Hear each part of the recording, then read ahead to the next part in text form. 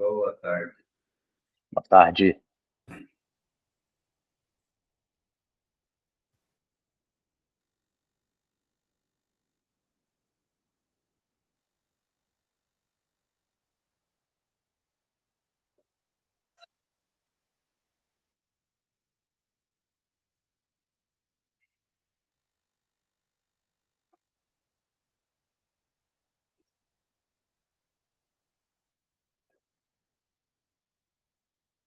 Ah, 16 horas, né? Todo mundo aí, eu acredito, o pessoal vai chegando.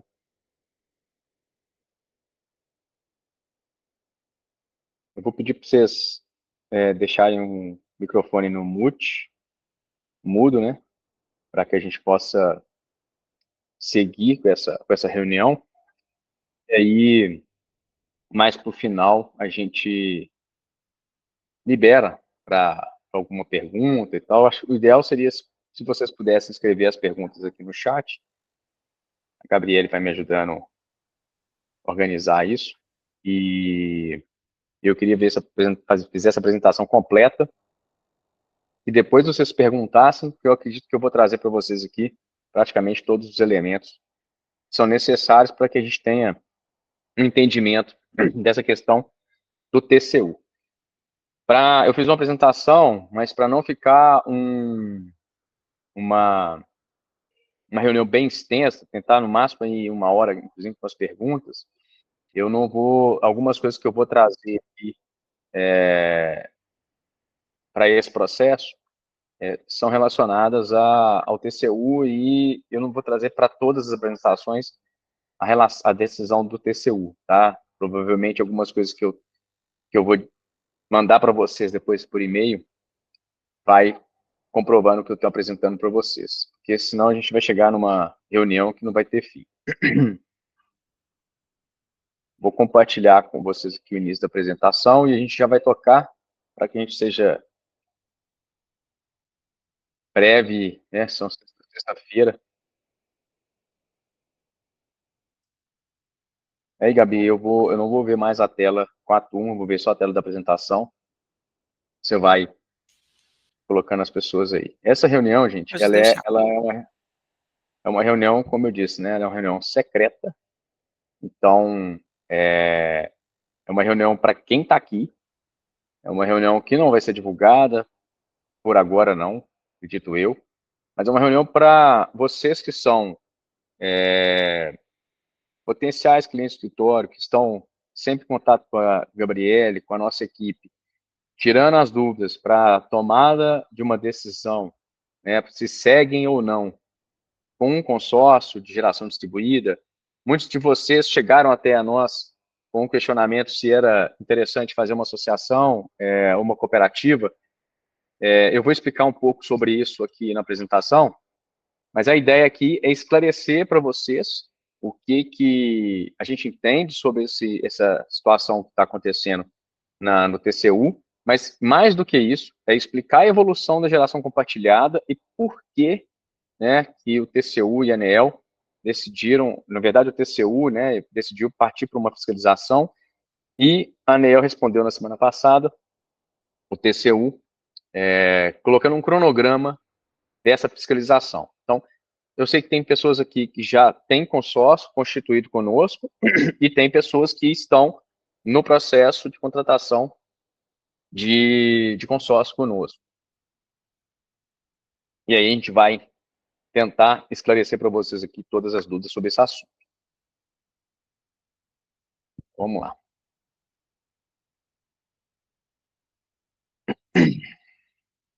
Tá vendo na tela aí, Gabriele, por favor?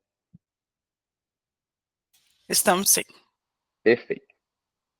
Gente, para quem não me conhece, que algumas pessoas eu sei que me conhecem, outras que me conhecem pouco, eu sou o Thiago Bal, eu sou CEO do Bal Ribeiro, né, advogado há 17 anos só na geração de energia renovável. Eu sou advogado há 20 anos, mas 17 deles dedicados ao setor de energia renovável. Nós começamos no Bal Ribeiro com a energia hidráulica e nos tornamos referência na geração distribuída por conta realmente do boom da GD no estado de Minas Gerais. A minha especialidade é em tributos do setor, e operações de M&A, que são as operações de compra de projetos, compras de empresas do setor, e temos uma equipe hoje de 12 advogados, dedicadas tanto na parte imobiliária, na parte societária, regulatória desse projeto. Tem uma contabilidade também, eu vou falar um pouco rapidamente dela para vocês. Já atuei em mais ou menos aí 1 giga de projetos de energia renovável. Evidentemente que a geração distribuída tomou corpo muito grande e foi onde a gente mais trabalhou nesses últimos 6 anos. Quem não me segue no Instagram, é uma grande oportunidade de ficar atualizado aí com todos os temas relacionados à geração distribuída, geração de energia renovável. Eu estou falando muito sobre reforma tributária, é um tema que vai impactar muito o setor. Programado aí para novembro, a gente começar a fazer lives do YouTube sobre esse tema e saber qual que é o impacto, tanto para o integrador, quanto para o EPCista, para o investidor que investiu numa usina e para quem atua com um consórcio de geração distribuída.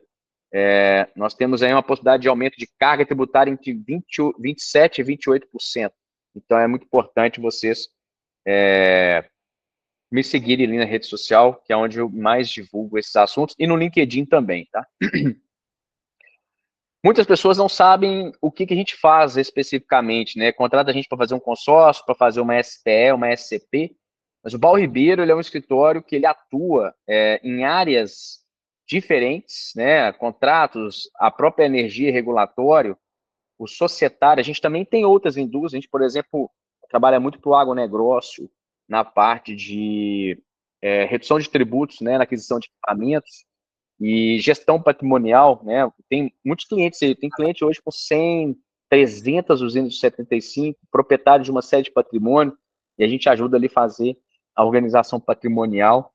A parte tributária é uma parte muito forte no escritório, porque a gente já está no tributário aí mais de 17 anos, muito no setor de energia, mas também para outros setores que precisam de uma redução da carga tributária no PIS, na COFINS e no imposto de renda.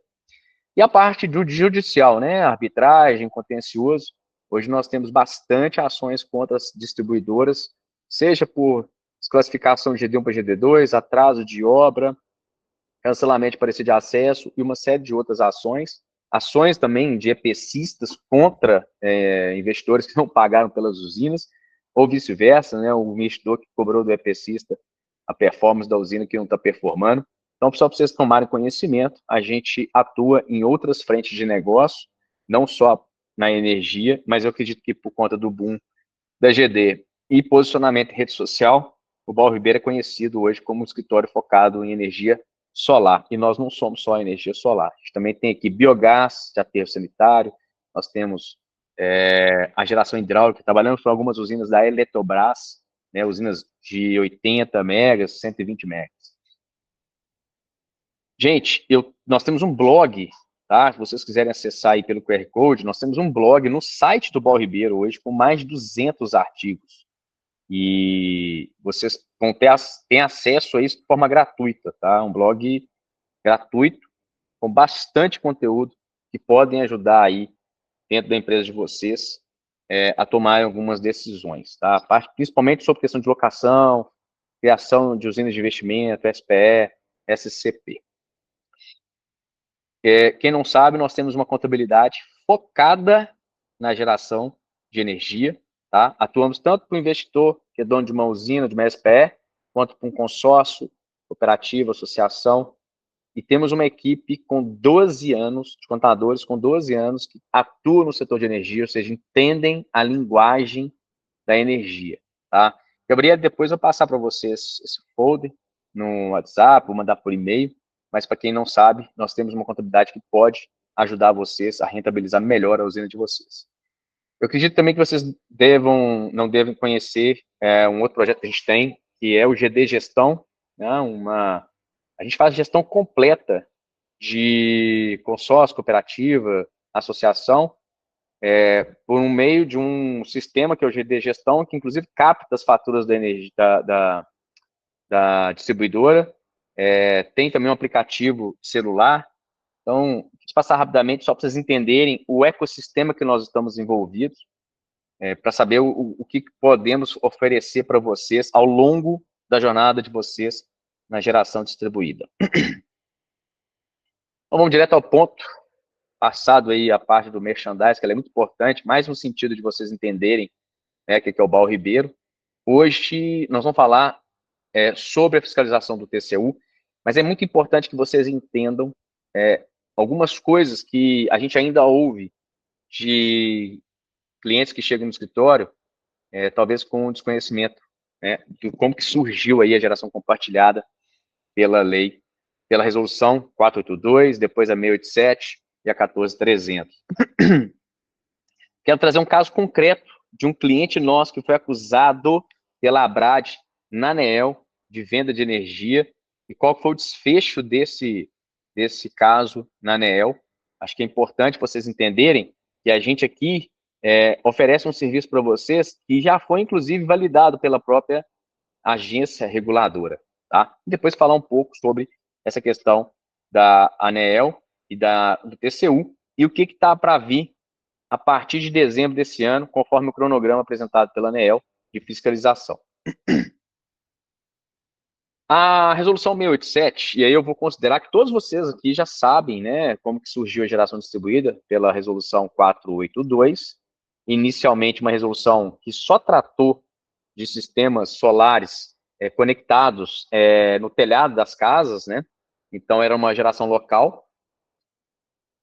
A 687, ela que inseriu a geração remota, e ao inserir a geração remota, preocupada com a possibilidade de consumidores ficarem fora desse sistema, ela criou a geração compartilhada. Inicialmente, lá no artigo da resolução 687, que trata da geração compartilhada, o foco era fazer com que pessoas que não tivessem a condições de criar o seu sistema pudessem participar de estruturas que a gente aqui vai chamar de veículos, que levasse tanto o consumidor quanto o gerador para o sistema de compensação. Pois bem, criado a geração compartilhada, 2 veículos foram instituídos na resolução 687. E aqui eu quero que vocês entendam uma coisa, tá? Ao ler a resolução, assim como ao ler a lei 14.300, não vem escrito em lugar nenhum desses locais a condição para que esses consórcios ou cooperativas funcionassem.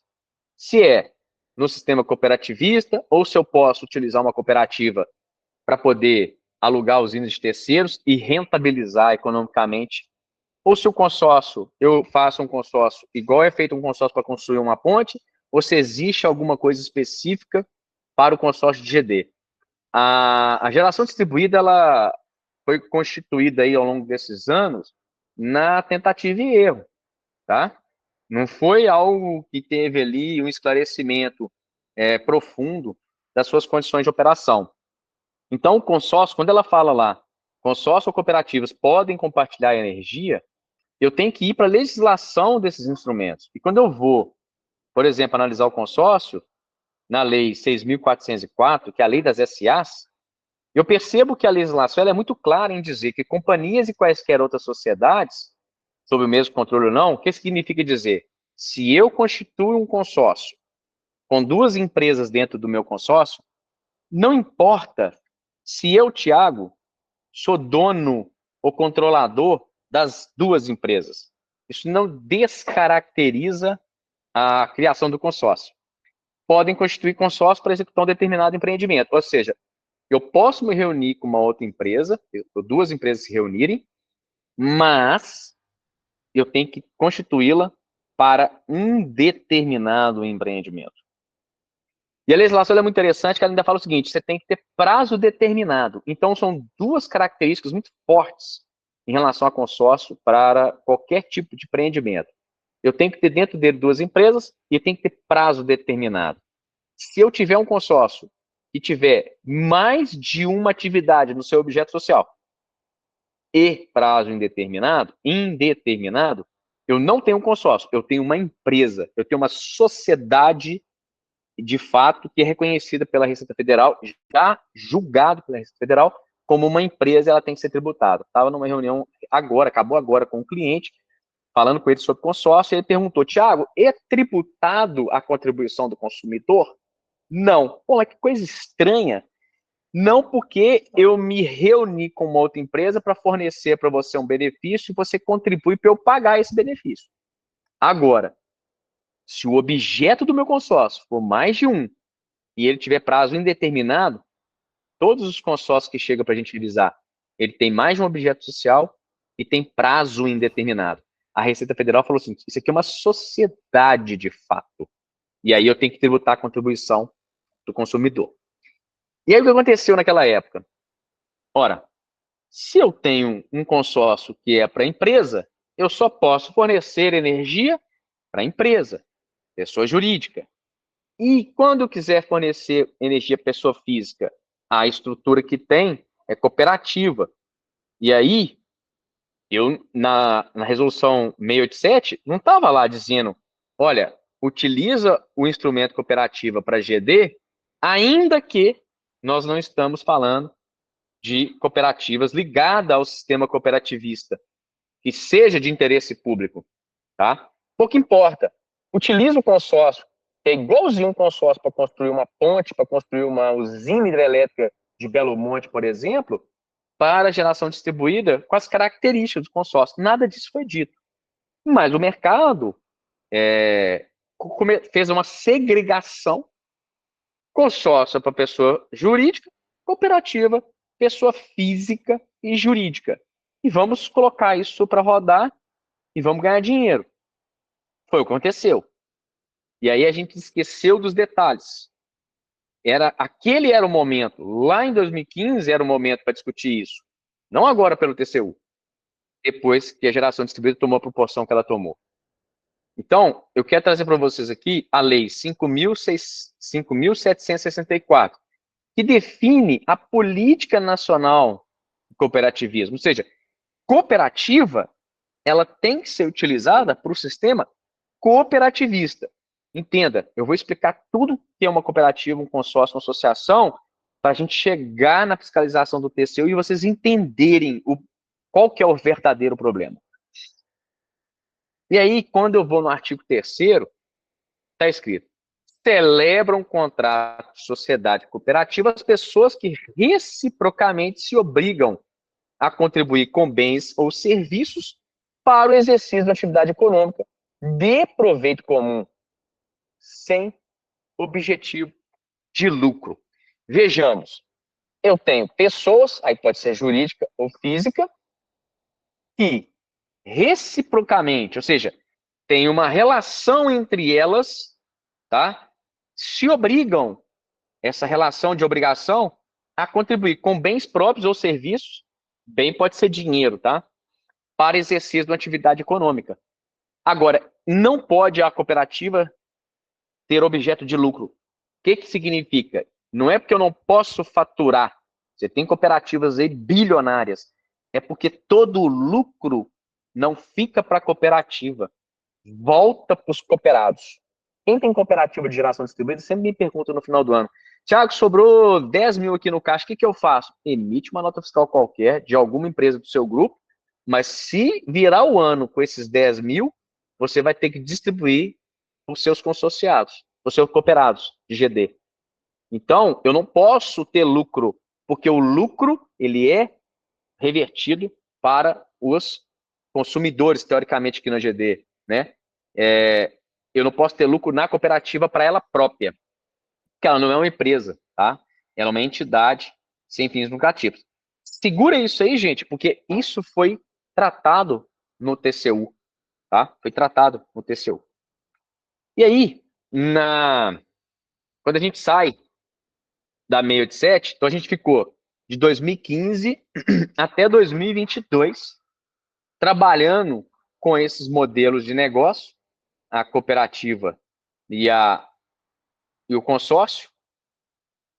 E a ANEEL, quando ela criou a resolução 687, ela tinha previsão de 2025 chegar a 500 megawatts de potência instalada. Ela viu que esse modelo era interessante para que pessoas físicas e jurídicas pudessem usufruir desse benefício, mas ela não imaginou que esses dois instrumentos seriam utilizados para grandes estruturas. E nós chegamos aí a 40 GB e a ANEEL perdeu completamente a mão. E eu entendo que esse modelo não tem como frear mais, ele precisa ser adaptado. E eu acredito que a fiscalização da ANEEL, a metodologia que ela vai criar, vai ser nesse sentido, de adaptar esse sistema. Beleza, vamos lá para a Lei 14.300. Olha, durante 2 anos, 18 e 19, nós discutimos uma modernização da Resolução 482. Quem está nesse setor já há bastante tempo vai lembrar que a 482 ela deixa muito claro que em 2019 haveria uma revisão. Só que a proposta da ANEEL de revisão da 482 foi muito ruim para o setor. Ela impedia alteração de titularidade, como perda do parecer de acesso. Ela tinha uma série de coisas que limitavam o setor. E aí a briga de forças foi muito grande. A distribuidora tinha um peso muito grande ali na discussão. Abriu-se uma possibilidade de um projeto de lei e nós começamos ali com um projeto de lei para chegar na 14.300. E esse projeto de lei foi discutido muito ali dentro, uma situação que acontece hoje. Eu tenho uma pequena usina, tenho um grupo de pessoas da minha família que querem compartilhar e só tem uma alternativa, mudar a conta de cada um para a minha titularidade e eu compartilhar a energia e cobrar deles. Não tem condição financeira para fazer um consórcio, não tem condição financeira para criar uma cooperativa. Não faz sentido financeiramente. Então a ANEEL, ela percebeu que a associação ou o condomínio voluntário poderiam ser uma alternativa. Por quê? Porque a associação ela é uma entidade mais simples de ser criada, com 2 pessoas físicas, por exemplo. O condomínio voluntário é quando eu sou proprietário de um imóvel com outras pessoas, ou a gente faz um contrato e institui um condomínio dentro de um imóvel para que eu construa a usina e compartilhe energia com as pessoas ali daquele imóvel. Primeiro, o condomínio voluntário não vingou. Por que ele não vingou? Estrutura cartorária, burocrática e complexa. Ficou para trás. Isso aqui é mais uma lei, mais um artigo de lei que não serve para nada no Brasil. A associação, ela parece que, por ser mais fácil do que a cooperativa e permitir pessoa física e jurídica, na concepção que existia ainda ali, né, no âmbito da 687, como eu falei, as pessoas segregaram essa situação de cooperativa e consórcio, a associação ela virou um meio termo. Virou um meio termo e tem muito advogado hoje no setor de energia, de geração distribuída, que não tem formação tributária, não tem formação societária. Simplesmente entraram nesse ramo, entenderam como é que fazia esse tipo de projeto e começou a abrir. Você vê muita associação hoje, indiscriminadamente, mas não fizeram uma análise profunda da legislação da associação e não entenderam qual era o motivo de ter sido colocado ali. A ANEEL ela não explica isso. Ela explica isso no voto para a criação da norma, ela explica isso nas discussões, nos debates que tem ali na diretoria, que são públicos, estão lá no YouTube. A associação, gente, é como se nós aqui, ó, 50, 60 pessoas que estão aqui, fizéssemos uma votação agora, criássemos uma associação para nós, cada um de vocês coloca dinheiro na associação, nós vamos construir uma usina para nós e vamos compartilhar energia conosco, entre nós. A associação, ela tem essa finalidade, tá? Eu vou mostrar isso para vocês aqui. Isso aqui é o Código Civil brasileiro e tem um capítulo específico das associações. E o que ele fala? Constituem as associações pela união de pessoas. E aí, quando fala pessoas na lei, é pessoa física ou jurídica, que se organizem para fins não econômicos. Então, não faz sentido eu ter uma associação de geração distribuída em que o objeto é alugar a usina de terceiros e eu rentabilizo em relação a isso. É diametralmente opostas às concepções gerar lucro e utilizar uma associação. Voltando, criou-se associação, criou condomínio voluntário, e aí vem a grande cereja do bolo, na minha opinião, da Lei 14.300. Criou-se a definição de o que é o consórcio de consumidores de energia elétrica. Vejamos, consórcio é a união de uma corporação, uma companhia, desculpa, companhia, gente, é o termo jurídico para sociedade anônima. Tudo que tem SA na frente do nome é uma companhia. Ou sociedades. As sociedades no direito brasileiro são as empresas que podem ter um único sócio, sociedade unipessoal, ou sociedade com mais de um sócio, são as sociedades que a gente conhece como as empresas.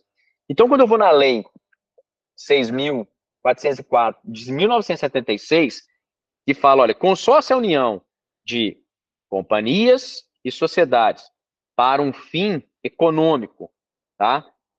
E para um empreendimento determinado, o céu é o limite para aquilo ali. O problema é, para a geração distribuída, se lá atrás criou-se a concepção que o consumidor tinha que estar dentro do consórcio, eu só poderia fornecer energia para a pessoa jurídica. E a cooperativa, como qualquer pessoa, jurídica ou física, poderia se tornar cooperado, né? Eu poderia fornecer para qualquer pessoa, física, jurídica. E é isso que virou um imbróglio. Eu nunca defendi isso, porque eu falava o seguinte: se o consórcio está dentro da lei das SAs, isso numa sociedade anônima, eu nunca sei quem é o acionista, porque ele está num livro de acionista, por que eu não posso ter um livro de consumidores e lá ter todo e qualquer tipo de pessoa? Isso não era aceito pelas distribuidoras e ninguém nunca levou isso para a ANEEL. Vem a legislação 14.300, que não criou, tá? Não criou um consórcio novo.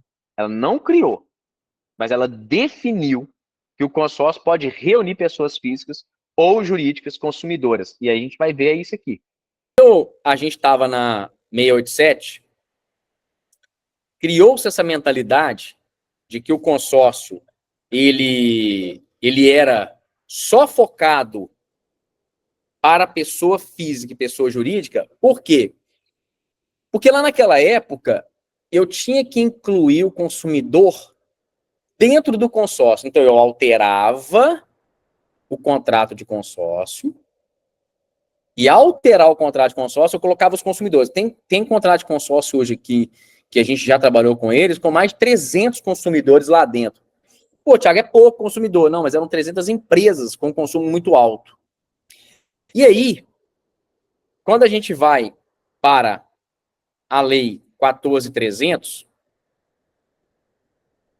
que criou a associação ao condomínio voluntário, ela trouxe um elemento aqui muito importante, que foi a definição de consórcio de consumidores de energia elétrica. Tá. O que é um consórcio de consumidores de energia elétrica? É diferente do consórcio que a gente tem lá na lei da sociedade anônima? Se fosse diferente, a gente poderia dizer que foi criado um consórcio novo. E não foi criado um consórcio novo. Por que não foi criado um consórcio novo? Porque a Lei 14.300, ela não alterou a lei da sociedade anônima, a Lei 6.404. Ela não alterou. Se ela não alterou, o que então a 14.300 fez? Ela apenas definiu que o consórcio de GD poderia reunir pessoas físicas e pessoas jurídicas. Esse que é o ponto que a gente tem que entender aqui, tá? E aí, quando eu vou para a Lei 14.300, e eu puxo no artigo 1º, vejamos, ele fala aqui, ó, para fins de efeitos dessa lei, são adotadas as seguintes definições. Quando eu analiso a definição, está muito claro para mim.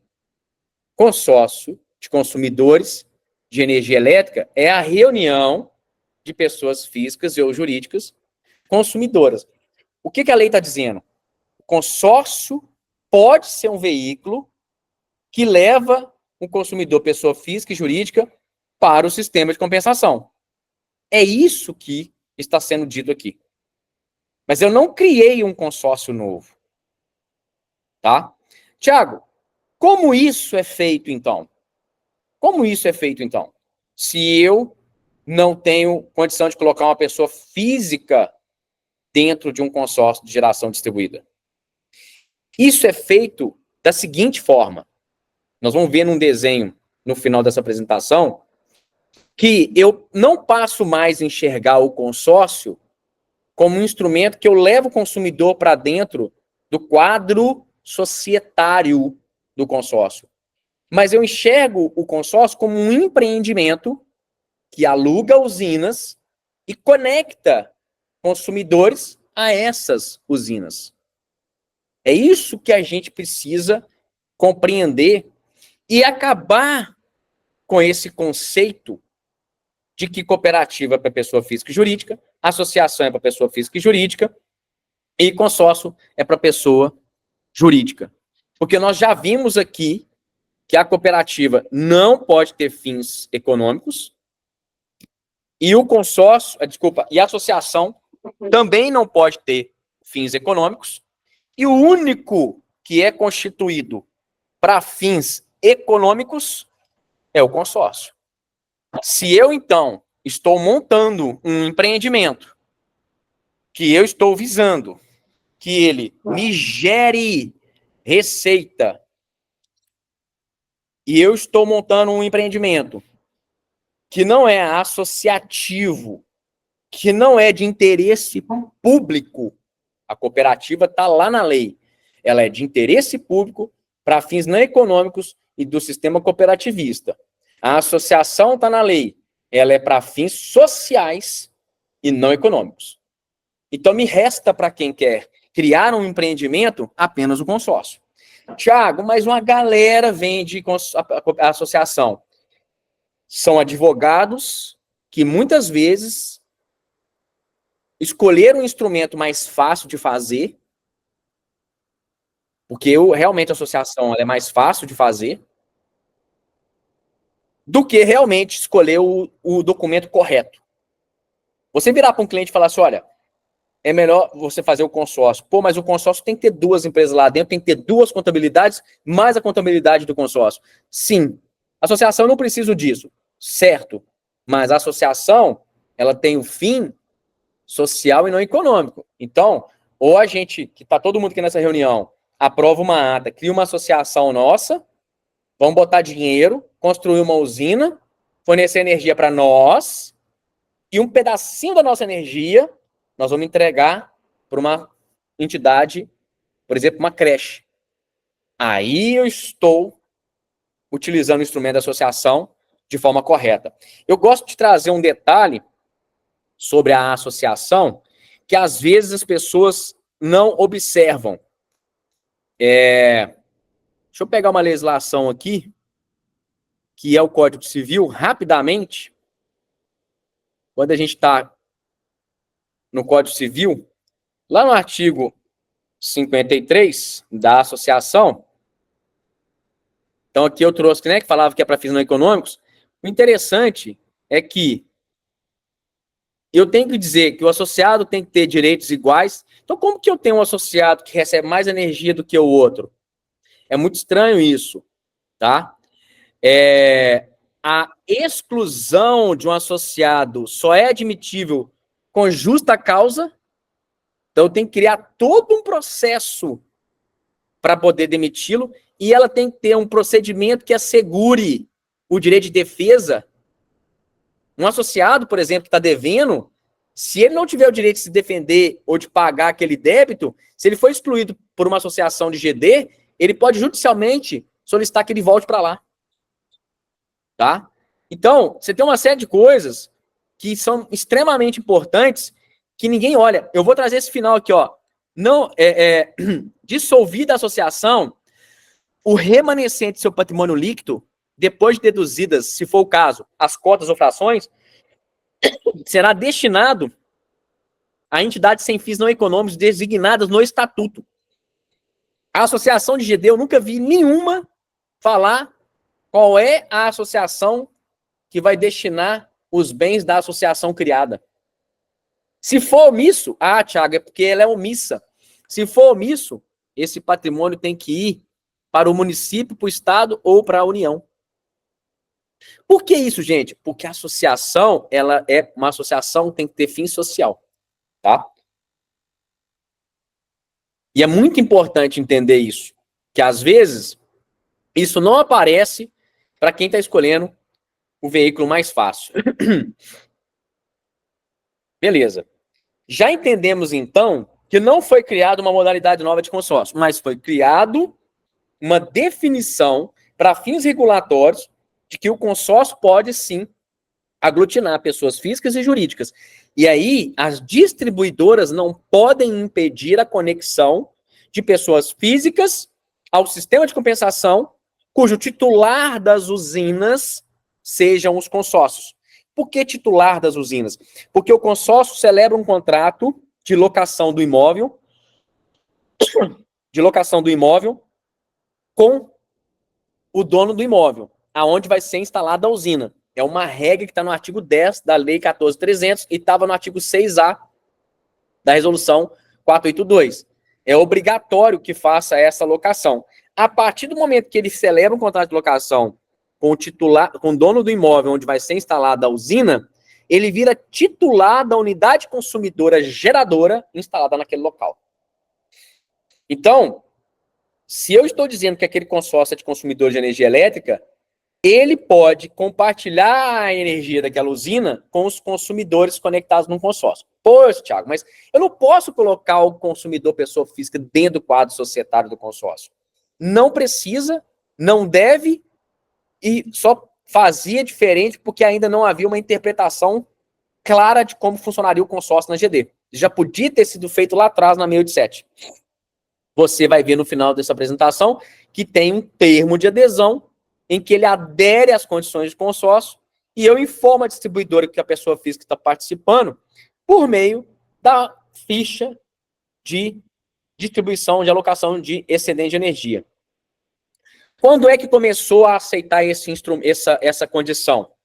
Começou a aceitar essa condição quando a Junta Comercial de Minas Gerais criou uma instrução de serviço separando os consórcios comuns do consórcio de consumidor de energia elétrica e dizendo o seguinte: o seu contrato vai dizer como consumidor fará parte desse projeto que é a geração distribuída. E isso foi copiado no Brasil inteiro. Pergunta recorrente aqui no escritório: mas é possível consórcio em outros locais, a não ser em Minas Gerais? Sim. Temos consórcio no Brasil inteiro. Beleza. Feito isso, vamos entender o que o TCU falou. E depois eu mando para vocês a reclamação do TCU, destacada, tudo que eu vou falar agora, para que a gente não fique numa apresentação com leitura de artigo. Eu optei em ler esses artigos que eu acabei de ler para que vocês tivessem ciência de que cooperativa tem que servir ao sistema cooperativista, associação tem que ser de fins sociais.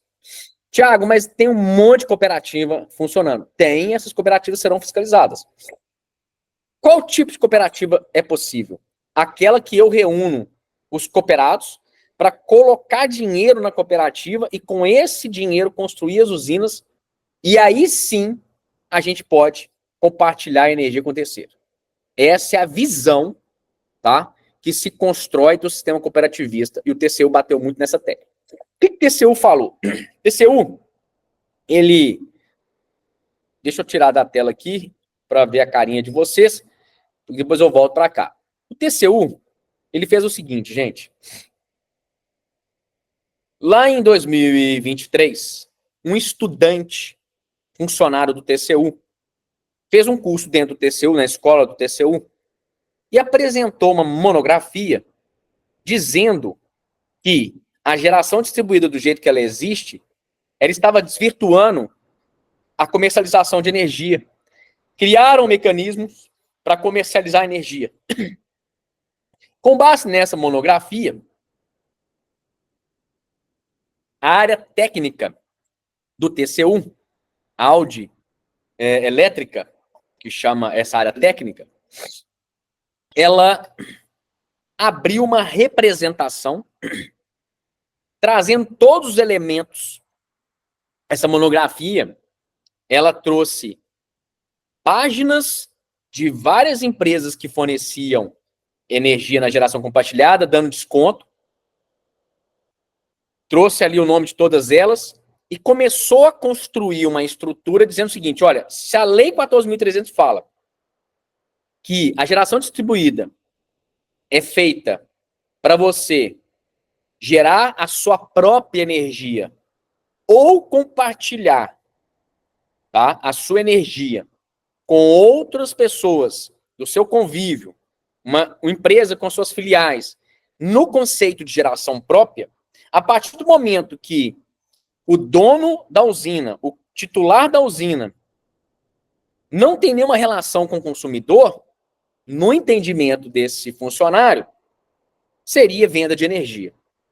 E isso veio para dentro do corpo técnico e tomou força. E aí gerou uma reclamação endereçada para a ANEEL, questionando o modelo e exigindo fiscalização. O que é um ponto muito importante para se discutir aqui? Em relação às cooperativas, o TCU bateu muito na tecla de que elas desvirtuam o sistema cooperativista, trouxe toda aquela legislação, trouxe todos aqueles artigos, eu vou mandar para vocês, com destaque, dizendo que se uma cooperativa é do sistema cooperativista e ela está entregando energia para pessoas que não participam do sistema cooperativista, não colocaram dinheiro para construir a usina, está gerando lucro e esse lucro está ficando na mão de pessoas que não são os cooperados, ela está desvirtuando o sistema cooperativista e toda energia entregue por uma cooperativa nessa condição é uma cooperativa de geração distribuída. Desculpa, de comercialização de energia. Então, a cooperativa de geração distribuída que entrega energia para cooperados consumidores que não colocaram dinheiro para a construção das usinas está vendendo energia. Foi a visão do TCU. Quando o TCU analisou as associações, e por que ele analisou essas duas entidades? Porque são entidades que têm legislações específicas e que tratam da questão de não ter lucro, sistema cooperativista e social. Se eu estou utilizando uma associação para fins lucrativos, eu já violo o artigo 53 do Código Civil. Se ela não tem fins sociais, tudo aquilo que ela entrega de energia é venda de energia e desvirtua o sistema. Com base nisso, ele também discorreu sobre a questão relacionada às distribuidoras que fazem geração distribuída e que fazem o que a gente chama de autocontrato, é a distribuidora contratando com ela mesma, porque ela é dona de uma empresa de geração distribuída que celebra com ela um contrato de CURG, por exemplo, e faz toda a transação com ela mesma. E contratos celebrados com nós mesmos, estão no Código Civil, são passíveis de anulação. Quando a gente faz um contrato com a gente mesmo, para criar uma situação jurídica, ele é passível de anulação. Tá? Então, a gente começa, dentro do TCU, a entrar numa seara perigosíssima, que é uma seara de descumprimento de legislações específicas para entidades específicas. E aí, em 5/3, o TCU acolheu a representação da Audi Elétrica, que é a área técnica, para apurar os indícios de comercialização. Existe uma falta de conceito nessas questões de GD, que é culpa nossa. Muitas pessoas falam, Venda de crédito de energia. Gente, nós temos que começar a melhorar a nossa nomenclatura. Na verdade, eu entrego o meu excedente a título de locação. O crédito, ele só existe quando o excedente alocado no consumidor não é compensado. E aí sim, se eu realmente vendo, cobro pelo crédito, é comercialização de crédito. Isso deu um bolo na cabeça do TCU por conta da gente próprio falar errado nas propagandas no marketing. Mas tudo bem, acolheu. E aí, a ANEEL recebeu essa reclamação, respondeu, dizendo o seguinte, olha, primeiro, cooperativa e associação não sou eu que fiscalizo, é o Ministério Público, tá? Quem tem que fiscalizar é o Ministério Público, são as organizações do sistema cooperativista. Então, eu não tenho nada a ver com isso. E tá certo. Eu criei lá atrás, falando que associação, mas eu não imaginava que ia virar o que virou. Em relação às distribuidoras, concordo com você, Tessou. Tem alguma coisa errada. Vamos criar uma fiscalização e vamos tentar criar uma regra para isso. Sobre a questão da tomada de subsídios, não sei se vocês lembram, existe uma tomada de subsídio desde o ano passado, sobre uma série de questionamentos. Por exemplo, a distribuidora pode cobrar o contrato de locação de equipamento para analisar se ali está em venda de energia. A distribuidora pode cobrar algum documento que não esteja na lei. Tem uma série de perguntas que estão na tomada de subsídio que vão virar uma fiscalização. E dentre outras questões que o Ministério Público, que o TCU trouxe, por exemplo, é propaganda de desconto em cima da tarifa de energia. Isso é venda de energia. A ANEEL virou e falou assim, peraí, a propaganda, por si só, não pode ser considerada uma venda de energia. O que interessa é o documento celebrado com as partes. E se o documento não viola o artigo da norma, que fala, que é o artigo 10º, que eu não posso ter uma relação comercial de entrega de energia reais por quilowatt-hora, eu não posso falar que o simples fato de dar desconto na conta é uma venda de energia. Nesse ponto, a ANEEL se posicionou. Aí, no dia 24/7, teve o julgamento, tá? O TCU julgou, com base na resposta da ANEEL, e a ANEEL falou o seguinte, olha, eu posso, em 60 dias, fazer um plano de fiscalização. Eu posso fazer um plano de fiscalização.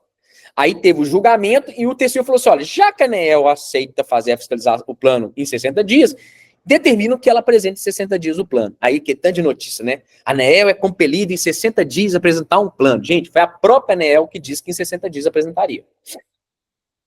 27/9/2024, a ANEEL enviou um ofício para o TCU com esse plano de fiscalização. E é aí que a gente entra na parte mais espinhosa da nossa reunião, que é o plano de fiscalização. O que será investigado? Tá? Com base no TCU.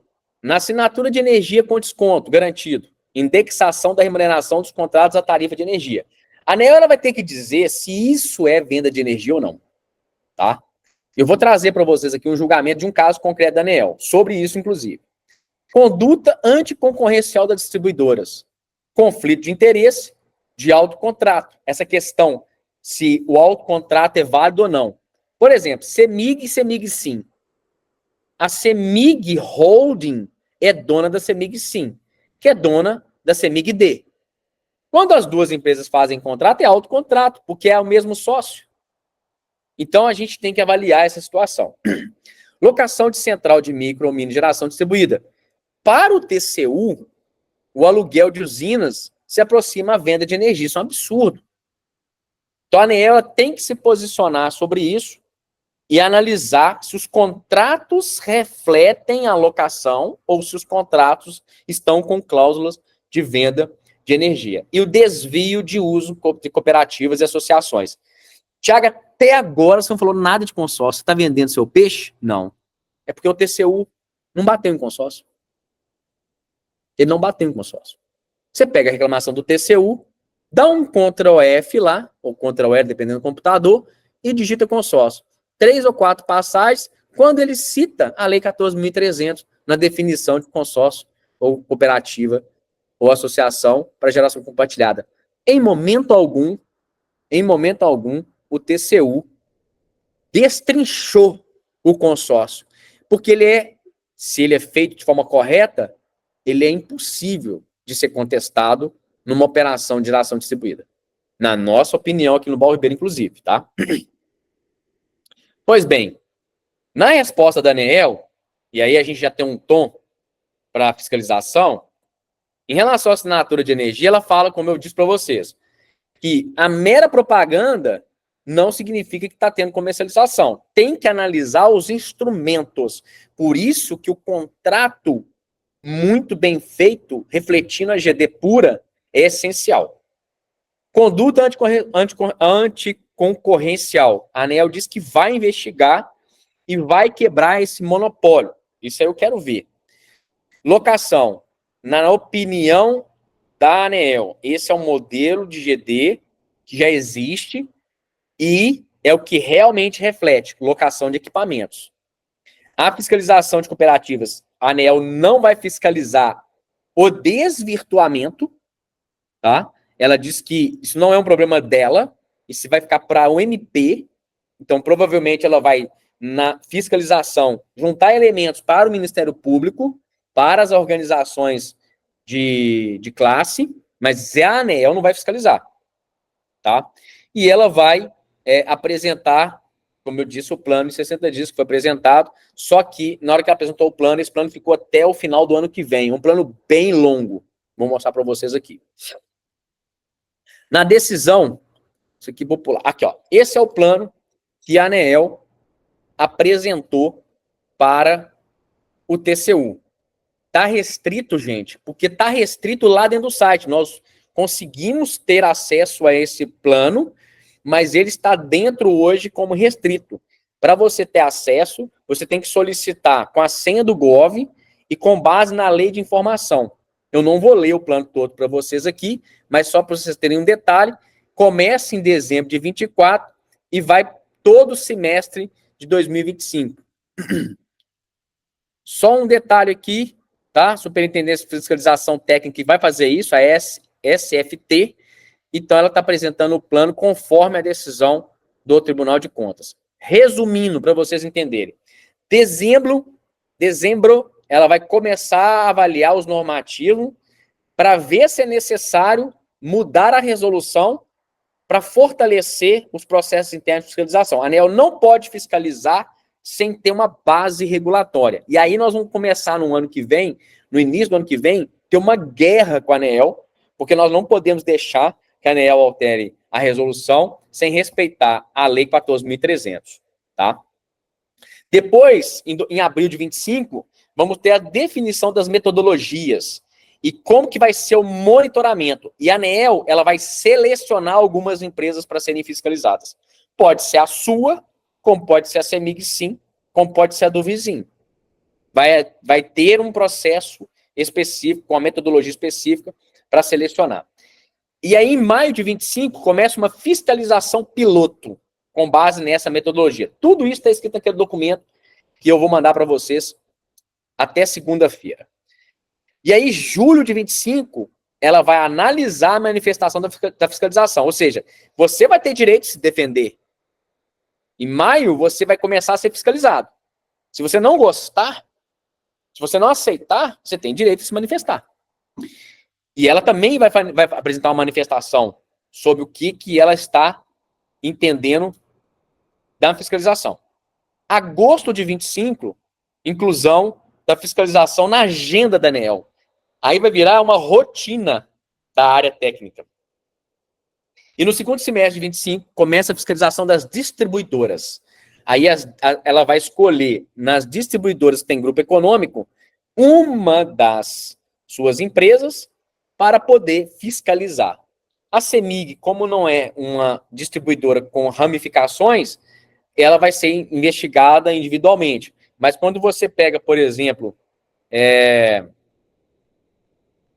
a EDP, você tem a EDP Espírito Santo e tem a EDP São Paulo. Quando você pega a CPFL, você tem a Paulista, Piratininga, Santa Cruz. Então, ela vai escolher uma delas para poder fazer a fiscalização. Em 2026, nós teremos aí os resultados dessa fiscalização. Temos muito tempo, mas ao mesmo tempo temos pouco tempo.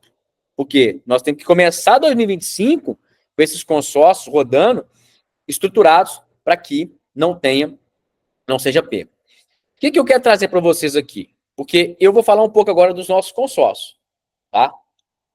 Em 22 de março de 2021, a ABRAD, Associação Brasileira das Distribuidoras de Energia Elétrica, deixa eu só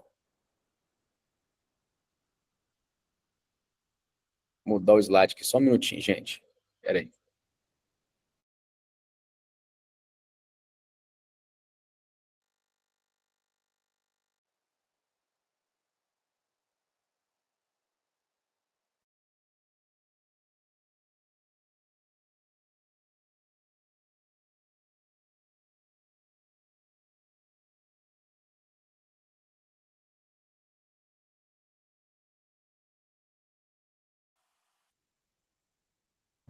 Senão eu ia ficar sem conexão e ia perder de novo.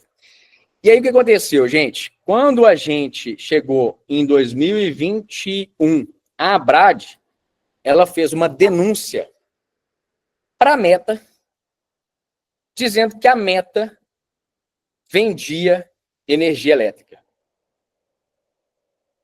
Beleza. Abriu-se, então, um processo em 2021, aonde a Associação Brasileira de Distribuidores acusava a Meta de vender energia por assinatura. Aí ela até colocou aqui a propaganda: nós fazemos o meio de campo entre produção de energia limpa e você, o nosso consumidor. Isso aqui irritou muito a ABRAD, as distribuidoras. E eles entraram com essa denúncia. Beleza? Foi aberto um processo onde a ANEEL coletou informações e o ponto principal disso era referente aos descontos de 15% sobre a tarifa de energia. Lembra quando a gente estava falando lá que o Ministério Público, o TCU, estava fiscalizando exatamente essa questão do desconto sobre a tarifa de energia? Então, aqui, já lá em 2021, isso já estava sendo discutido, se tratar de venda de energia. Beleza. Quando a gente começou a discutir esse processo, tá? Nós, então, chegamos, defendemos a meta, mostramos que oferecer o desconto não significa venda de energia, em momento algum, tá? E que a geração distribuída sempre se formou dessa forma e não havia uma vedação expressa na legislação. Não havia uma vedação. A vedação é para que você não entregue energia cobrando reais por quilowatt. Olha que interessante o que a ANEEL decidiu. E isso aqui é muito importante, porque de 21 para cá, nós estruturamos o nosso consórcio nesse sentido. Então, não se caracteriza uma operação de compra e venda de energia, tá? Quando um consumidor está vinculado a um consórcio, uma cooperativa, ele tem que deter a posse direta. Então, ou seja, quando o consórcio tem a posse do imóvel, ele tem a posse direta. Mas o consumidor que está conectado no consórcio cooperativa, por ele fazer parte desse instrumento, ele detém também essa posse, porque ele é parte do instrumento. E aí eu posso ter várias relações de aluguel, de arrendamento, comodato, usufruto, porque é isso que vinha na norma, tá? Então a primeira coisa que ela falou, olha, o fato de eu ter um consórcio, ter o consumidor alugando, isso não caracteriza venda de energia. E é um ponto que foi discutido isso pela ANEEL. Esse é um ponto que foi discutido no Tribunal de Contas, que é a gente discutir se o fato de o consumidor não estar dentro da estrutura, se ele seria considerado venda de energia. Beleza? Vamos lá. Um outro ponto que foi trazido aqui. mesmo que indiretamente os titulares da unidade consumidora na qual a microgeração mínima está instalada, ou seja, não interessa se o cara está lá. Então, assim, olha, diante do exposto, que já é decisão, conclui-se que a geração compartilhada foi regulamentada sob a premissa de que os consumidores participantes do consórcio ou cooperativa são, mesmo que indiretamente, os titulares das unidades. Vejamos que eu não preciso estar dentro do consórcio. Eu posso estar fora do consórcio. E depois disso, após analisar, ela entendeu que não há violação da resolução. Não há violação da resolução. Deixa eu só baixar para vocês aqui uma apresentação e a gente vai discutir o que a gente trouxe lá para a ANEEL como consórcio. Só um minutinho. Vou baixar aqui para vocês.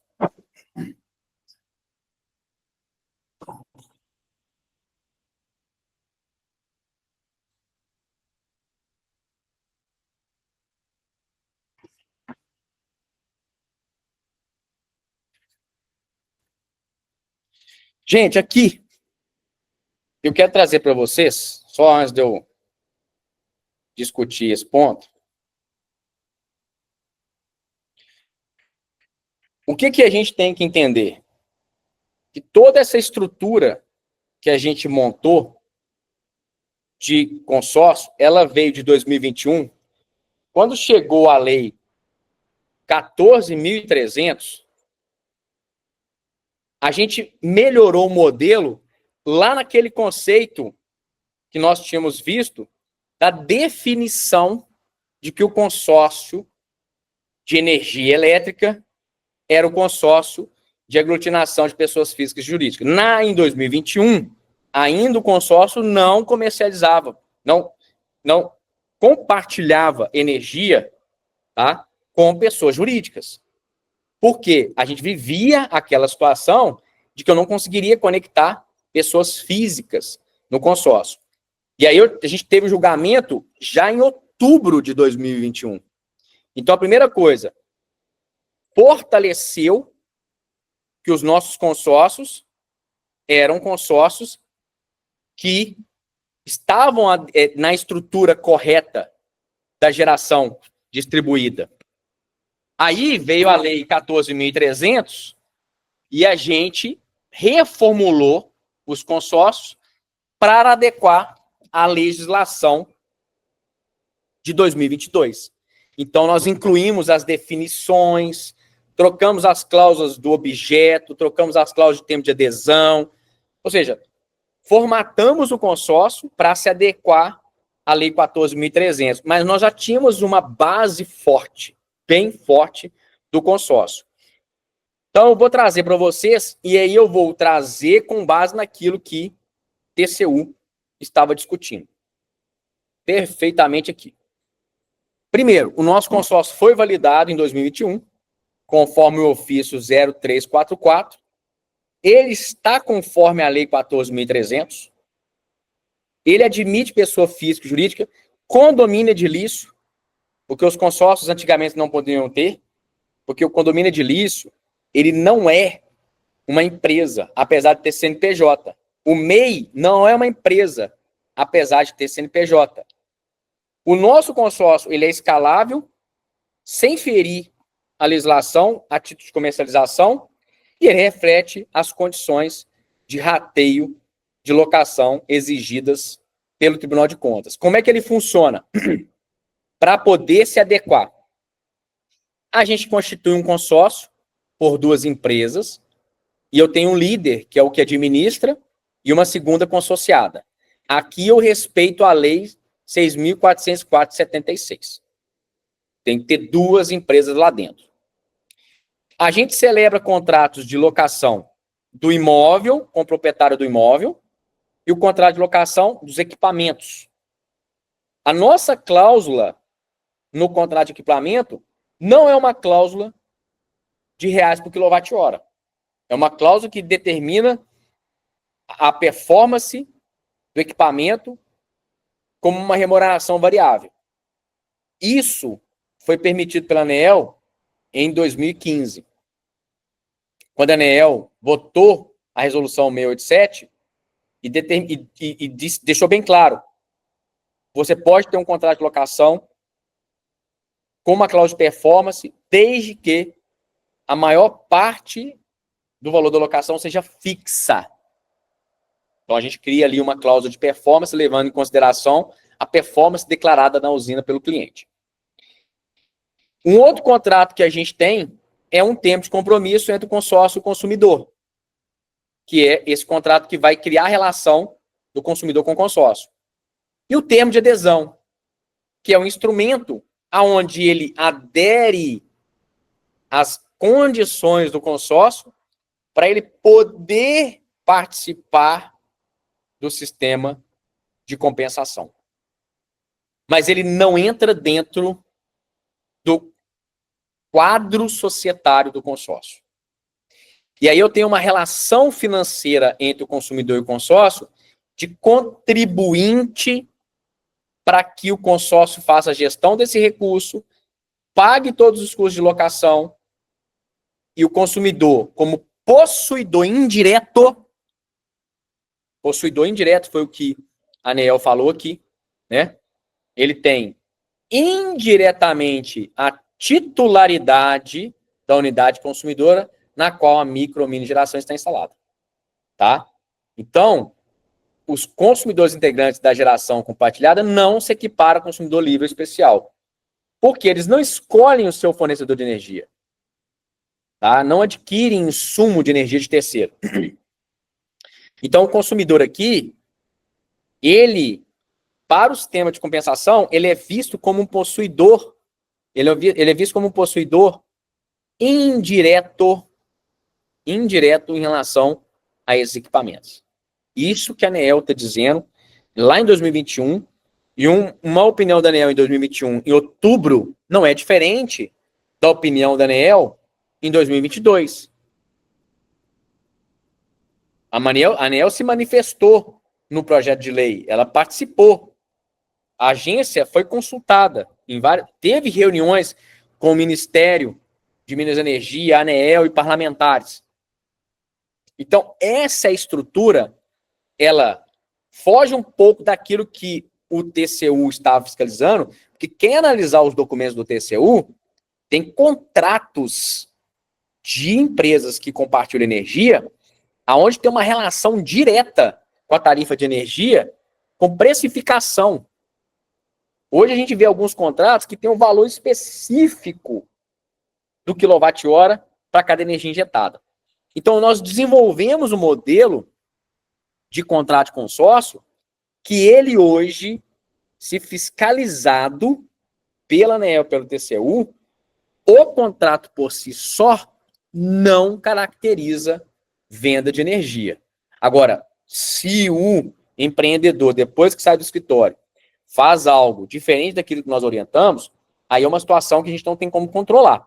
Mas essa estrutura aqui foi apresentada para a ANEEL em 2021 e foi validada pela ANEEL, numa denúncia feita pela Associação das Distribuidoras. Tá?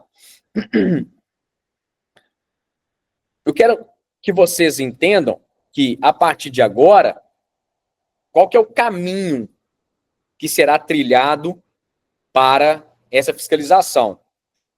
A gente ainda não sabe, mas analisando ali as regras que ela colocou, as etapas que a ANEEL colocou, e analisando a tomada de subsídio do ano passado, primeiro a ANEEL, de dezembro até abril, ela vai ter que aprovar uma resolução que determine a distribuidora, autorize a distribuidora a coletar documentos que não estão previstos na resolução 1000.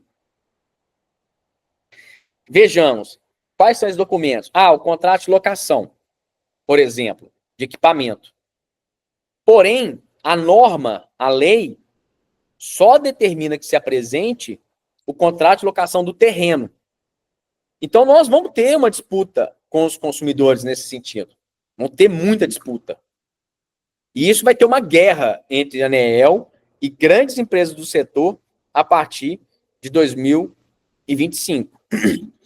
Modelos de negócio. Estava numa reunião agora com um cliente em que ele me perguntou, Thiago, eu posso alugar direto da usina para o consumidor? Eu falei, pode. Você pode. Ah, mas o consórcio serve para nada. Não, ele serve para levar você para o sistema de compensação. Sem ele, você não leva. Mas como hoje as distribuidoras, elas já têm a informação de que a usina A, numa UC A1, entrega energia para um grupo de consumidores, você pode fazer essa conexão direta, sem problema algum, e fornecer energia para o seu consumidor por meio de sistema de compensação e cobrar o rateio direto da SPE, que é dona da usina.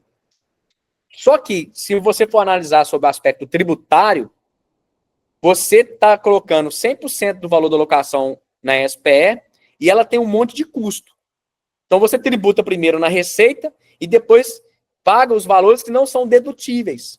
Se você joga isso para dentro do consórcio, você paga todas as despesas ali dentro e o que sobrar você paga de locação. Tributariamente, a gente fez cálculo hoje nessa reunião, é muito mais eficiente. Só que modelos de negócio você tem um monte. Um monte.